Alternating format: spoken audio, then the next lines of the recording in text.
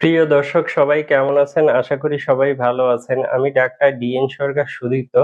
আজকে আপনাদের সামনে যে গুরুত্বপূর্ণ বিষয়টি নিয়ে কথা বলব সেটি হচ্ছে যাদের বীর্য একেবারে পানির মতো পাতলা, তারা যদি বীর্যকে অধিক ঘন করতে চান, গাঢ় করতে চান সেক্ষেত্রে একটি মাত্র হোমিও মেডিসিন সেবন করলে খুব দ্রুততম সময়ে আপনারা বীর্যকে অধিক ঘন এবং গাঢ় করতে পারবেন। তো মেডিসিনটির নাম হচ্ছে অ্যাসিড ফস 30।